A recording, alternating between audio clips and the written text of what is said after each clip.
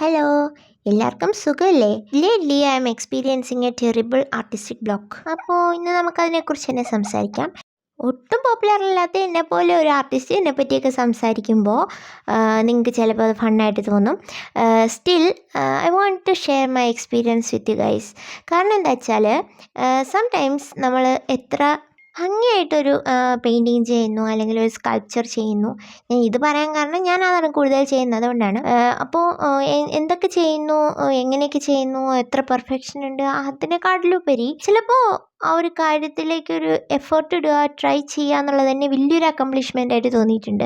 Especially when artistic block strikes. അതായത് നമുക്ക് പ്രത്യേകിച്ച് പുതിയതായിട്ടൊന്നും കംപ്ലീറ്റ് ചെയ്യാൻ പറ്റാത്ത അവസ്ഥ, പുതിയ ഐഡിയാസ് ഒന്നും നമുക്ക് ചെയ്യണം എന്നുണ്ട്, പക്ഷേ അത് വർക്കൗട്ട് ആവണില്ല.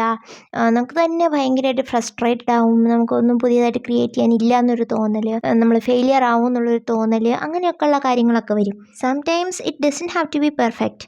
Trust me, trust the process.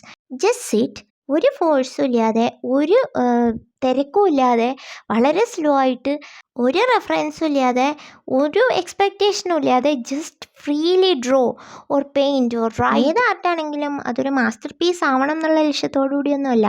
Just do the process. അങ്ങനെ വളരെ പതുക്കെ നമുക്ക് വീണ്ടും നമ്മുടെ ക്രിയേറ്റീവ് എനർജി തിരിച്ചു കൊണ്ടുവരാൻ സാധിക്കും. അപ്പോൾ ഞാൻ അത്തരത്തിൽ ചെയ്തിട്ടുണ്ടായിരുന്ന ഒരു സ്കെച്ചാണ് കേട്ടോ ഇത്.